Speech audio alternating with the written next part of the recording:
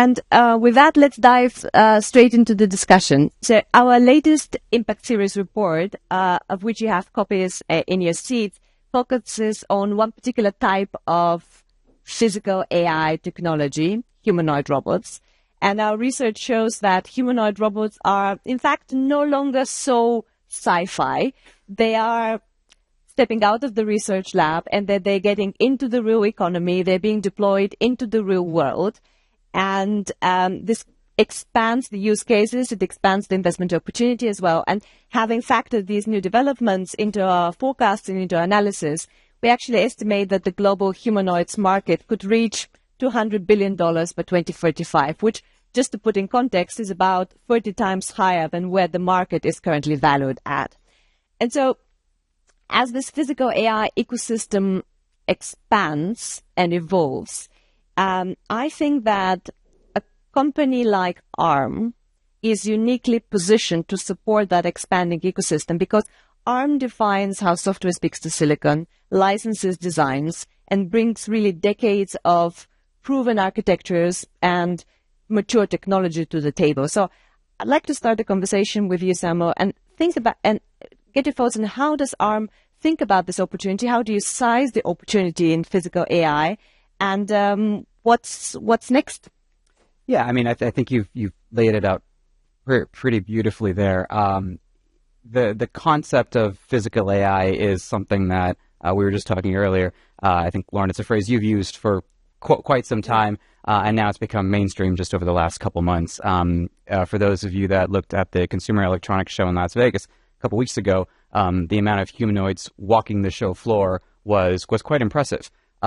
What was less impressive is the amount of those that were falling over, and so forth. So I think there's a confluence of events that have led to the humanoid market being more, I would say, in the near term, which is these models now being able to actually think to a certain degree, run tasks on the compute getting cheaper, and the ability to actually stuff more compute into a power-constrained physical thing. However, like I said, I think they're still quite nascent. If you looked at some of the humanoids walking around CES, they are running something about hundreds of TOPS of compute. And they're powering something in the magnitude of, call it 100 watts as well.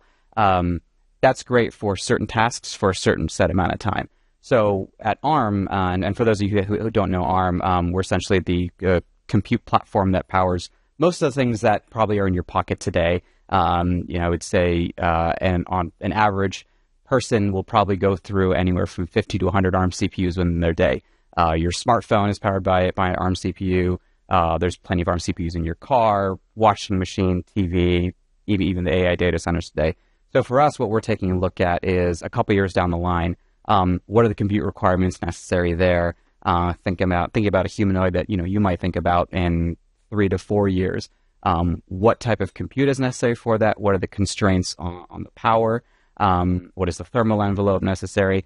That way you can actually dedicate more of the power to the actuators, to the things that are actually doing the physical movements versus the compute. So I would say, quantifying the opportunity is actually kind of feels like it's a little endless, right? I know, we put a financial number on it just so we can go and invest money into it, but it does feel like there's opportunities across industrial all the way to the home.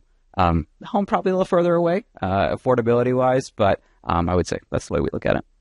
Great. So I think, physical AI is really a very broad term, right? So we speak about humanoids, but there are other types of robots out there. There's also industrial automation, operational excellence, drones that are used in defense. There are all sorts of different technologies that come under this umbrella term. But if I take a step back and think about why should we care about these new developments, why is this relevant? I think there's one keyword that comes to my mind, and that's demographics. Because when I think about demographics, the reality is that the world population is aging. By 2050, the share of people aged above 65 is going to double. And that means fewer people available to work in factories. And also, humans are increasingly drawn to cities. They don't want to live in rural areas, but the factories are outside of the cities.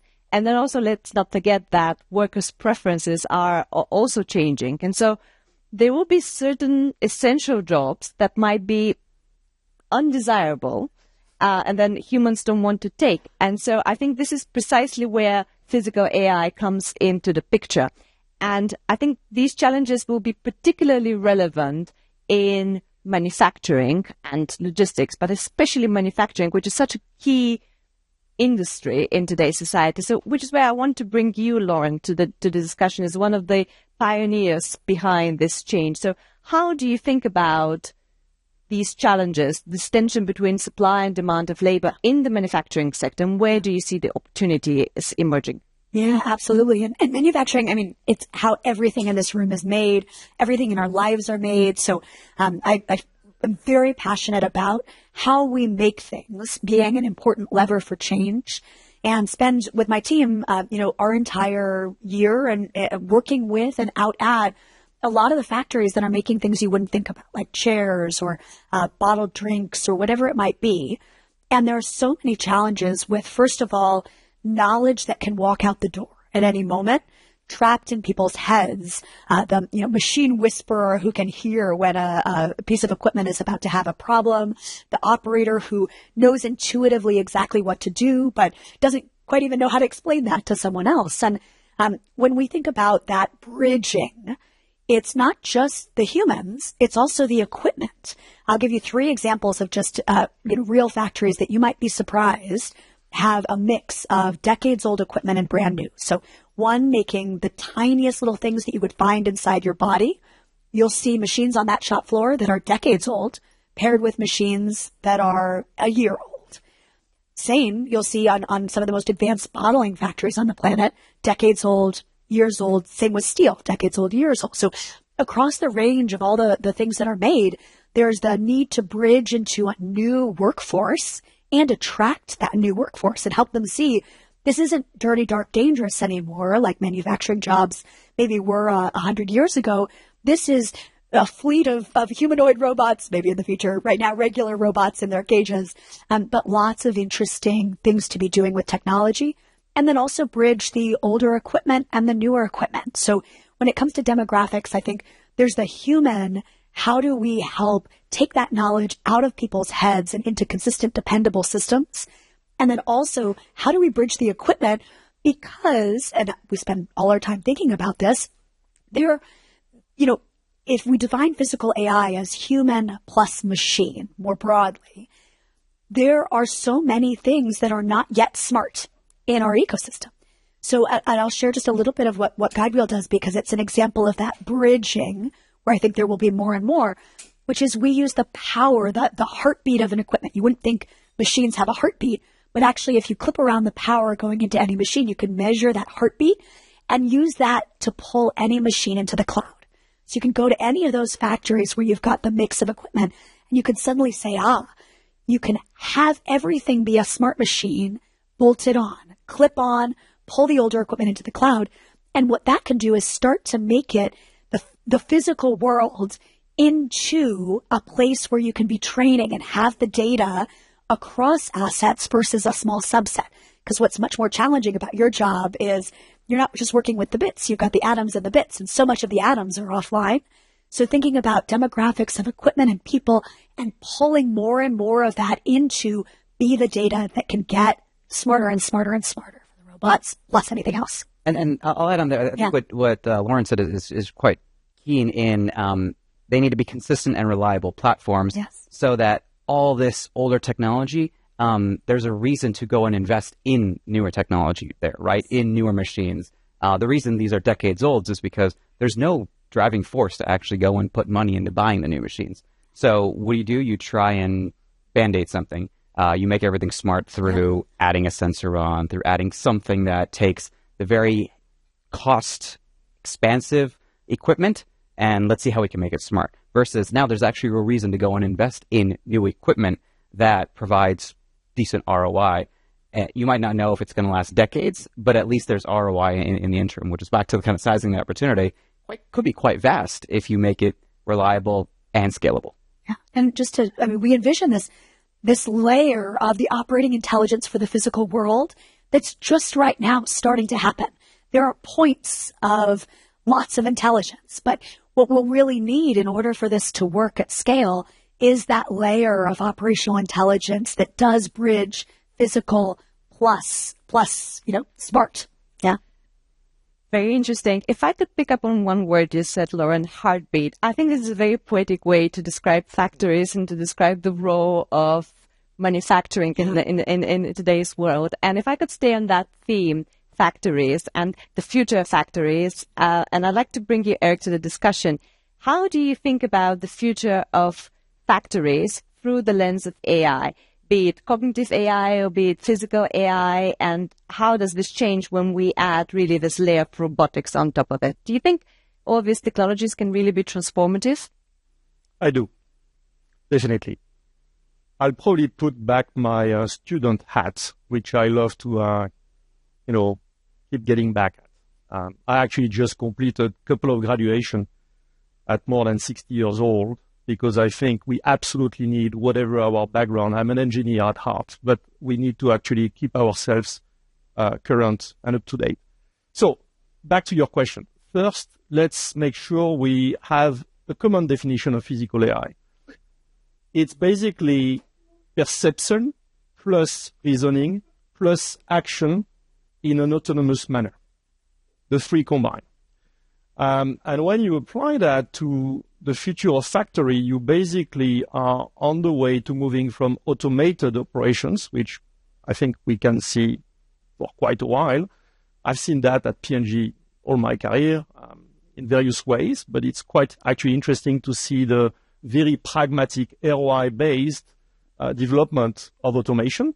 But we are moving to an autonomous convergent operations. And I'd like to articulate what this convergence concept is in the context of a recent paper that the forum published, which is called Technology Convergence. And basically that report, which I did not write, but which I liked actually to learn from, speaks about three things. The effect of combining technology that help you through their intersection to converge through new value chain, so release new value chain, which compound the benefits. So combination, convergence, compounding. So if you keep that approach in mind, you basically are going to see, and it's already happening today, the future of factories, which are not a collection of smart devices, but which are more like a network of meshed technologies that really intersect with each other. And obviously, you've got AI, advanced robotics, spatial intelligence, edge AI, and all these actually open new operating windows. So let's take a very simple example. We all live now and breathe about generative AI, but generative AI could only be made possible because first there was the breakthrough on artificial neural network that was supported by cloud technology, and then the latest GPU power, right? So you've got computing, data, and that convergence unleashed new frontier of converging operations. So the same happens today as the report that you obviously co-authored, beautifully articulated. You've got now the convergence of batteries, brawn, and actuators. So that actually opens new frontiers. So it's clearly from automated to autonomous convergent operations. And just a couple of examples. In the latest Global Lighthouse Network report that was published a couple of days ago by the forum, we now have more than 200 factories that epitomize the most advanced fourth industry revolution technology. And one of the new examples that was highlighted was Eaton, a company that was founded in 1911.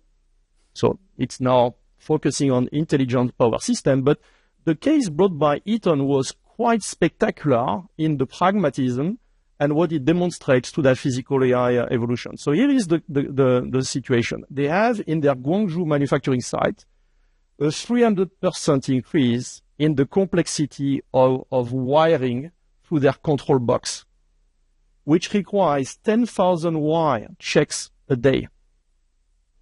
it takes about 6 months to train properly an operator to do those wiring checks. So what did they do? They basically took an autonomous mobile robot. So it's not yet humanoid, it's wheels, 2 hands, and a visual system that can actually complete that task at 99.8% accuracy in 90% less time. That's a clear illustration of where the future of factory could go. That's a good way to put it. I might add on something what's really interesting to that. To the stat you just said, it's 99.8% reliable. So I actually think the opportunity in factories and industrial is a lot more near term, because of 99.8% is actually good enough. Whereas we've had this promise of autonomous cars for, everyone says it's 5 years away every time you talk about it. But it is held back by the notion of regulatory environments, roads, safety, all of that. Whereas in a factory, you can take 99.8% and actually get value out of it. You won't put a car on the road fully autonomous if it's only 99.8%. So I actually feel like the opportunity from the industrial side, as you already are taking advantage of, is quite near term. Yeah, and I couldn't agree more. I think that this whole new trend could be a powerful tailwind for industrials. Both the industrials that will be involved in producing the robots, producing the technology, as well as those that are looking to deploy the technology on the factory floors, in their manufacturing facilities, again, improving efficiency, improving productivity, improving the operational hours, because robots don't need to take a break. They can work 24/7, at least when we get there. So I think there's lots of opportunities that could be unlocked. And Saumil, if I could just stay with you on this one. We all agree that there is a near-term opportunity here, but I think we also need to think about the challenges and what needs to happen for these technologies to scale. Because in my mind, scale is a big constraint. We need to make sure that these technologies are scalable, so that the cost is low, and so that the investment use case makes sense, and the optics of it are more attractive. So, what are your thoughts on this? Yeah, it goes back to the factory industrial point, because as interesting and, I guess, attractive as a demo of a humanoid is, let's be real, it's not ready for our homes yet. A great example is at CES, there was a humanoid from a Chinese company called Agibot.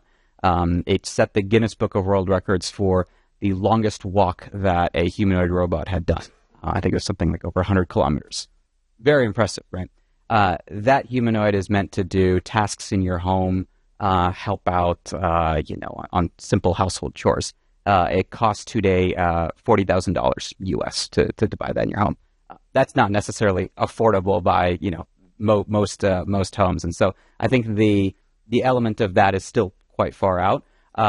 But the notion of bringing that into industrial examples is actually quite near term, because the cost of the compute has gone down, right? I think thanks to the AI boom and the compute of GPUs, CPUs, that combination has made it a lot more affordable, and therefore you can actually spend more money on the actuators and running these batteries. So I would say the scalability in factories does feel like it's actually quite, in the near term. I'd say the scalability for humanoids walking around doing human tasks that we do day to day, I would say that still feels a couple of years out.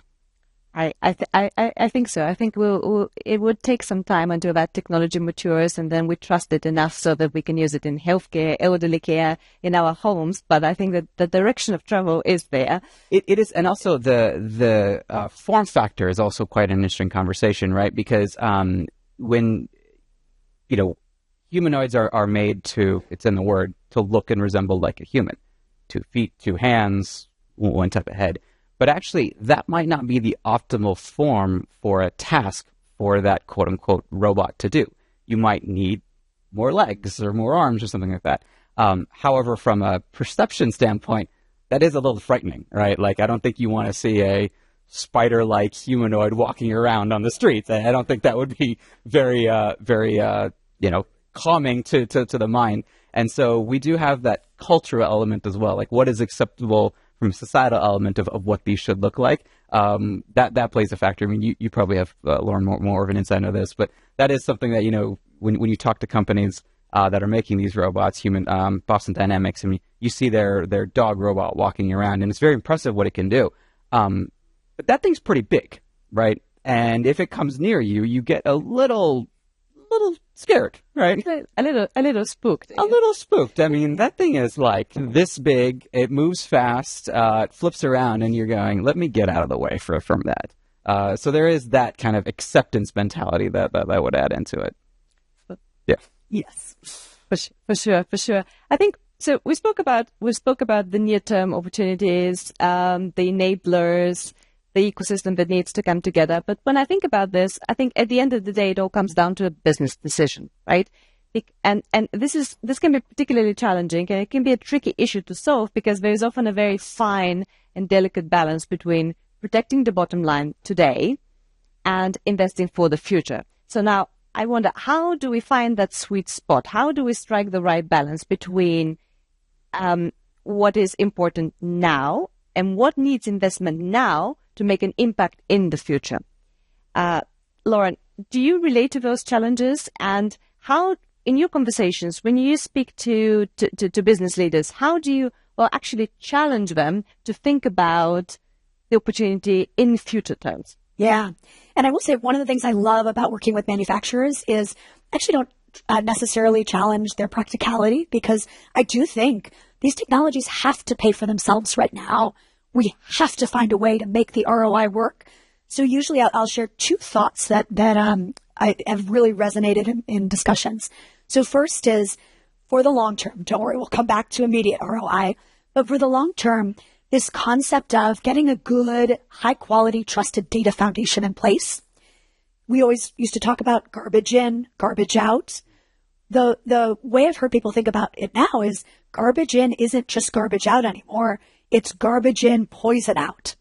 Because you might have AI systems making very confident and very wrong decisions and actions based on that garbage data.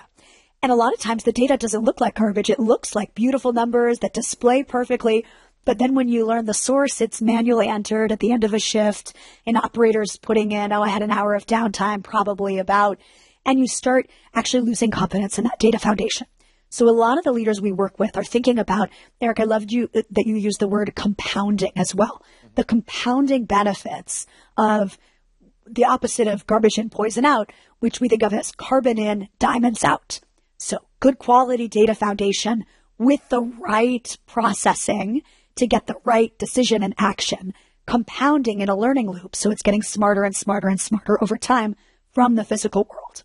Okay, that sounds nice. So we're kind of aiming for that, but actually in reality, we're on a ticking clock and we need to report on our earnings or, deliver margin. And so from that perspective of immediate ROI, what we think a lot about is these axes of things that are relatively straightforward to do. So doable, practical, I can take action on that today.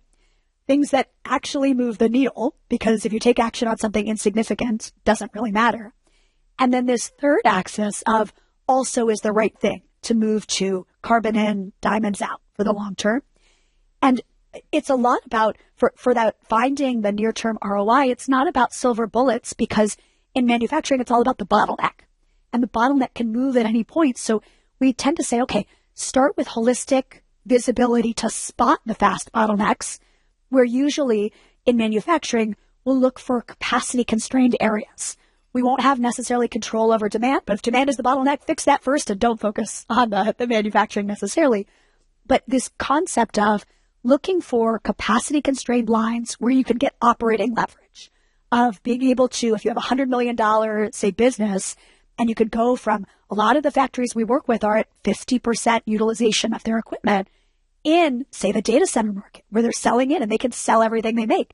And if you can go from 50 to 60% utilization, I don't see anyone jumping out of their seats to say, wow, that's super amazing. But when you do the math, that's $100 million. And if you could sell everything you make, you just increase that by a fifth, 50 to 60%. Your producing a fifth more. So that's now $120 million in revenue. Say your fixed costs were 50 million, your variable were 40, now they're, 48. You suddenly went from $10 million in bottom line profit to 22. You just doubled your profit by finding that right spot for operating leverage and by finding the bottlenecks. So we think about, okay, what's going to be the right thing for the long term, and where can we find those beautiful, 10 to 22 spots within the operation.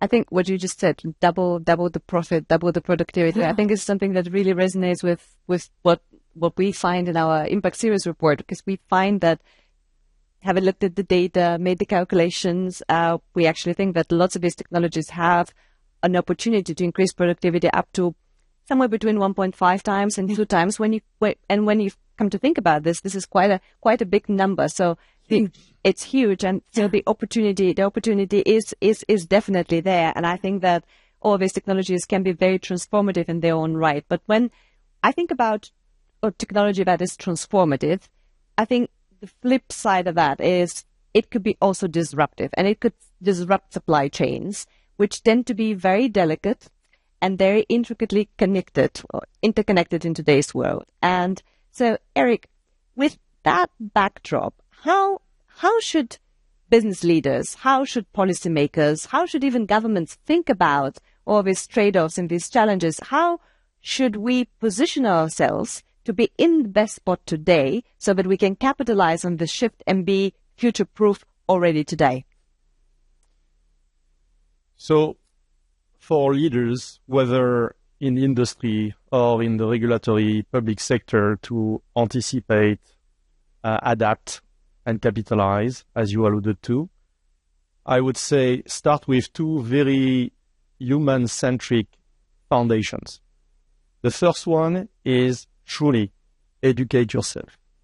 Absolutely. I actually attended a couple of sessions where some pretty high-profile leaders are talking about hallucination of AI as a way like a bug that can be fixed.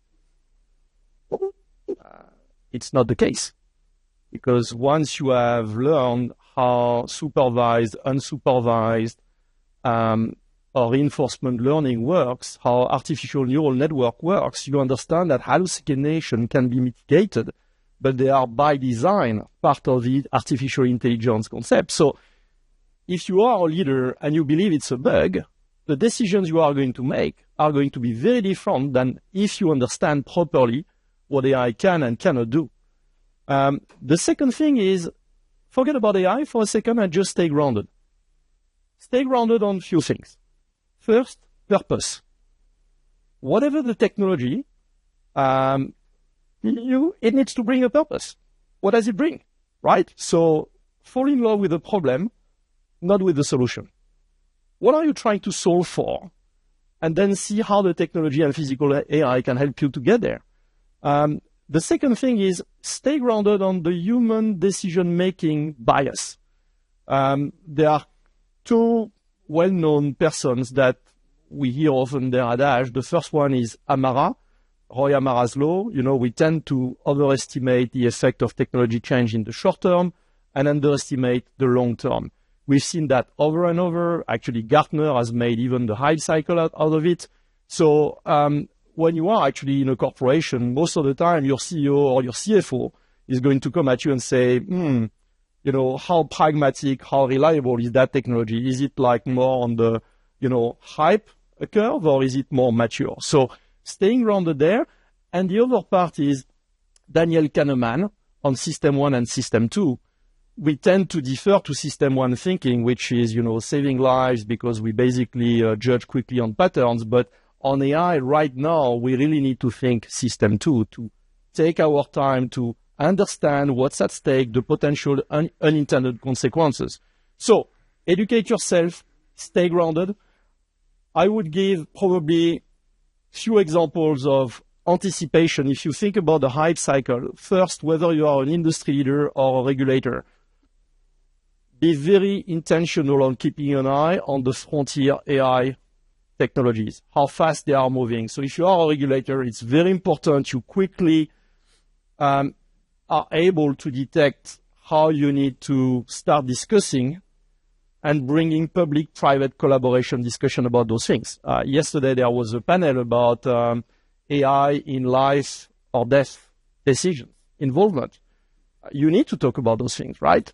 The second thing is from a pure economical point of view, make sure you also keep an eye on bottlenecks. So if you know that, for instance, actuators or battery capacities are today preventing you from converging properly, don't think like, oh, it's never going to work, because it will. So you just need to be ready. And the last element is when it comes to adapt, it's really transform from within. So obviously there are two things. People upskilling, it really needs to be part of the DNA, and upskilling is really quite a generic way, but it really needs to be a constant adaptive growth mindset type of culture that leaders foster. There is no harm in learning continuously and actually unlearning some elements. So that you really need to inject in the fabric of a company's culture. And for the regulators, I think there needs to rethink about how adaptive are the regulatory bodies and how do you increase the private-public collaboration. I don't think we should let private go on their own to regulate. There are reasons why governments exist. But I think that having something which is a bit more agile is quite important, but there has never been a more important time right now to have private-public collaboration. Right. So I think that there are a couple of keywords that are emerging from today's discussion. I think one of them is global, and I think each one of you mentioned the word global. Yet there are always going to be regional differences. And so now I'd like to talk just a little bit about where, and quite literally, geographically speaking, the opportunity seems to be most mature. Is it the US? Is it China? Is it Europe? So, Saumil, to you, where do you think, which region is ahead?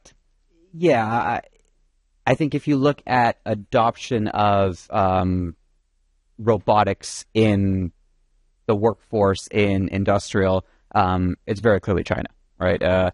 There's a what they call China speed that exists out there, especially when it comes to investment and innovation in the hardware and rapid fast following, which allows for deployment across, right? And, you know, back to your regulatory point, easier to do that in China than as the rest of the world.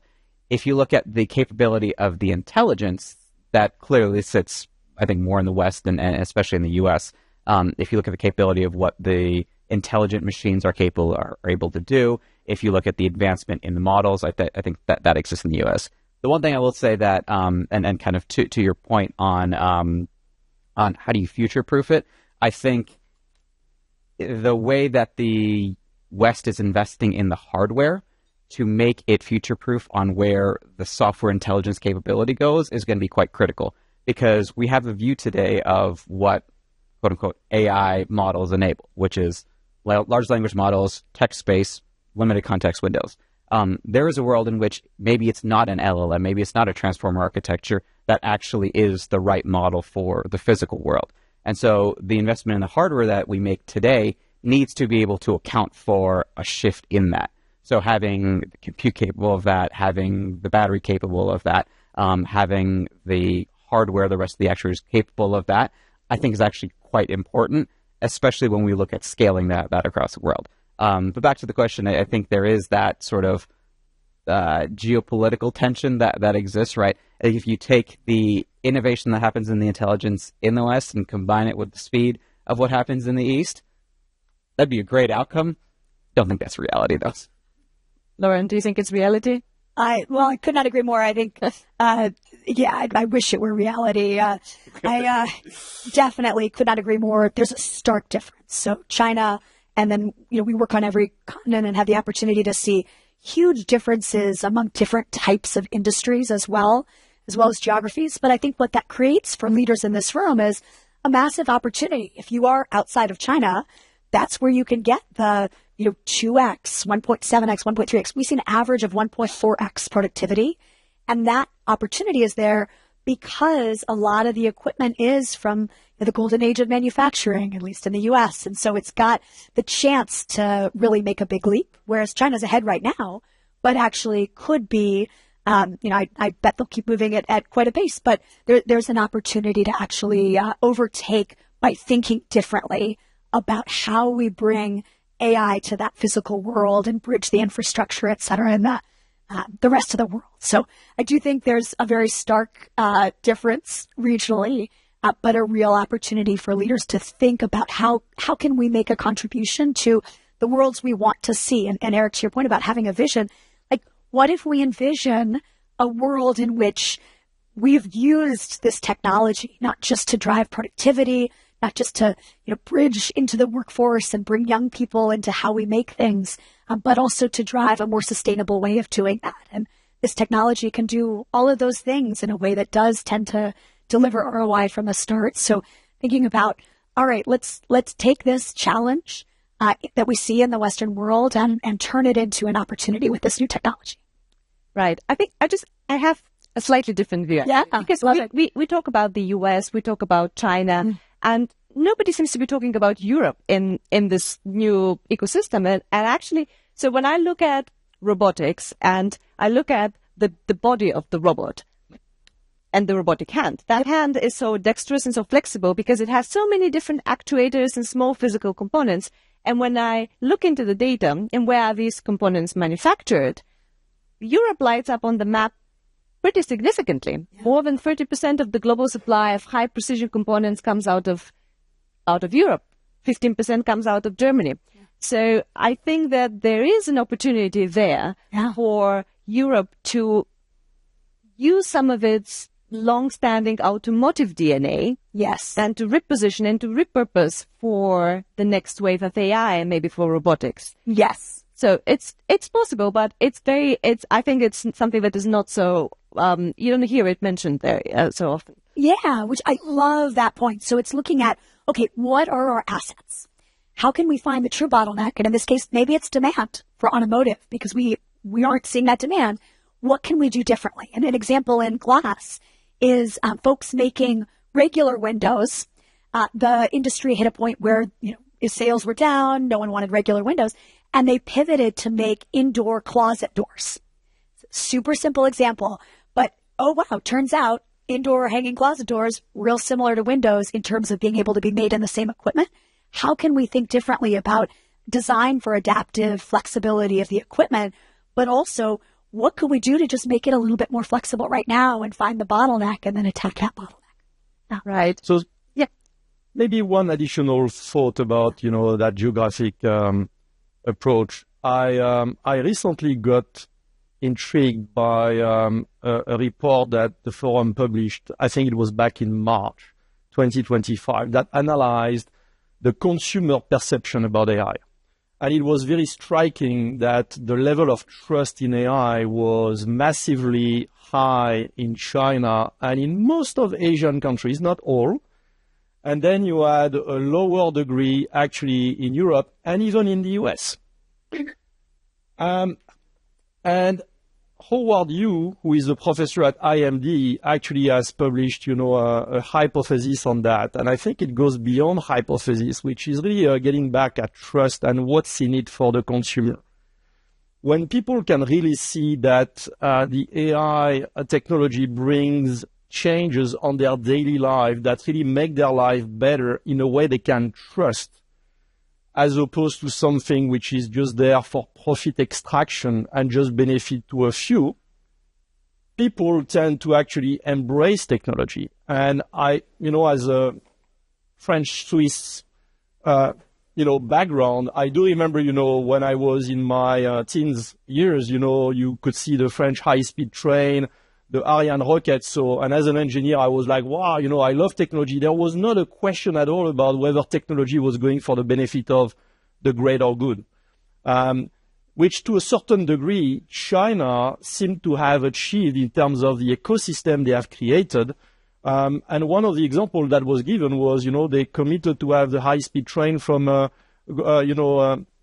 Shenzhen to Guangzhou, and actually, less than 10 years later, it was there, and every day people can actually hop on the train, they see it on the daily life. So I think it's very important to actually analyze that, go beyond the technology itself, and obviously see the entire ecosystem of elements, whether that's public, private, but also communication and education, that have made people agree or not that they can trust. and that they can, because if people have a problem of trust, it's not that people are wrong. It's that we need to question what we are bringing to them. And I actually found that, lens quite interesting in that geographical disparity. Thank you, Eric. I think this is a good moment to pause, and I'd like to open the discussion to the audience and see whether there are any questions to our panelists.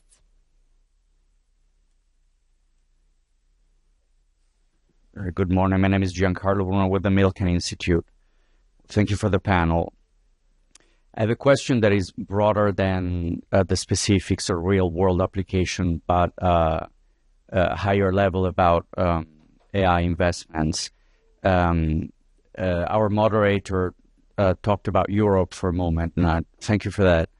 I'm both European and American, so very not biased in that sense, but in the U.S., you hear a lot about the this run on investments, this rush, in a way, in investments in AI. There are a lot of debates on what that does to the economy and all that good stuff, and how many months of advantage China has over the U.S. or the U.S. has over China, and the geopolitical implications and all that. There are a lot of concerns that this is lost for Europe. Europe is too far behind. What does that even mean? At a very high level numbers, billions of investments, maybe it makes sense. But then in concrete, the example that you offered, I think is very interesting on how it's not just a top line. So I would love your opinion on what winning this race means, whether that means anything, and where is Europe in this, and where it is, what might be the geopolitical implications as well. Maybe I'll take a quick step, and then I'll let our panelists chip in. I think that if I take a step back, it's not so much about who is winning the race, but how do we make the supply chain behind that technology work, and which part of the supply chain is best suited to be located where?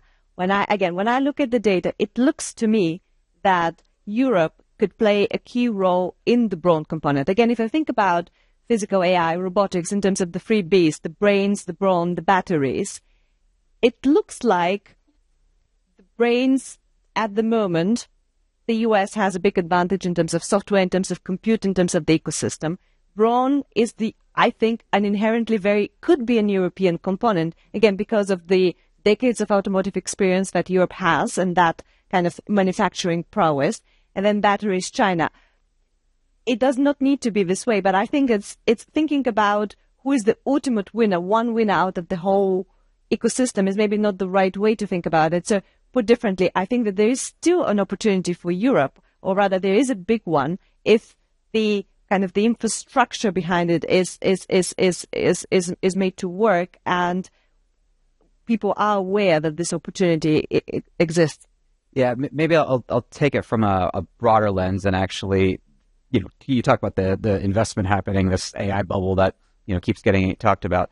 I think there's three separate areas of investment. There's, and I'll use the phrases that I think we in ARM kind of define the compute. There's the cloud, right? There's this physical world that's in between, and then there's the edge world. Kind of split into those three categories. The cloud is these AI data centers. There's the investment in the compute, buying your expensive NVIDIA racks, building gigawatt-sized data centers. This is where those top headline numbers come from, right? And of course, a lot of that, from call it announcement standpoint, has been U.S. driven. And the components of that are very much, where do you have accessible power? Where can you get the compute from? Where can you get all the other materials for water, et cetera? Energy becomes a big player in that. And so there's that kind of cloud investment, which has dominated the headlines. There's a shift in where that AI is running, in terms of where the model is running, from the cloud to the edge, right? And this edge component is anything in your hand. It's your phone, it's your laptop, it's in your home, all of that. And so as these models get smaller and smaller, they can run on the compute that is in your hands. And so there's now an investment happening in hardware refreshes at the edge. They're not in the same dollar figure as what I would say the cloud is, but it still exists. Then when we get to the physical world, I think this is where the geographical element comes into play, because it's more tangible, right? And it's building on the supply chain that already exists and is getting innovated on. And so I think that's where Europe actually plays a major factor, because I would say that efficiency element of how to manufacture, especially in the automotive world, has already existed quite well. I mean, probably advertising a headline here, but the concept of, German engineered, that is a very automotive concept.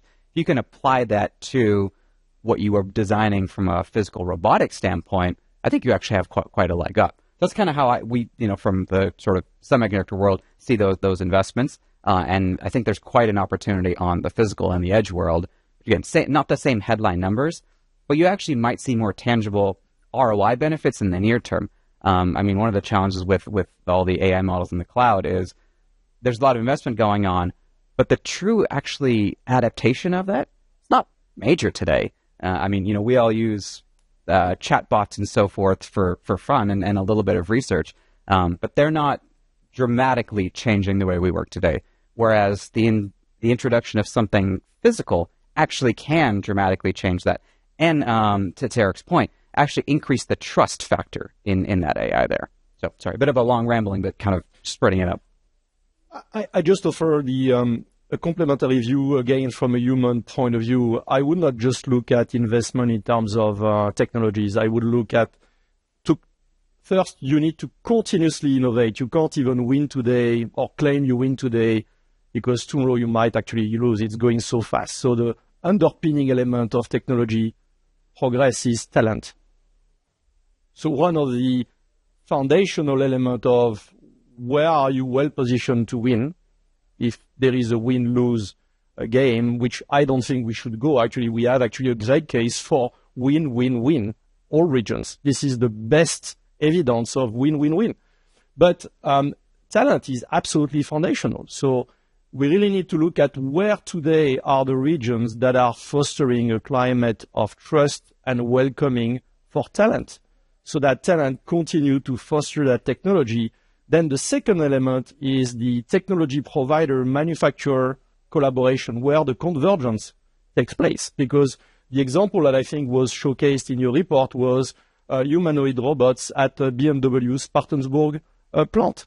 Well, it's happening in Europe, not just in the Eaton site that I mentioned earlier in Guangzhou.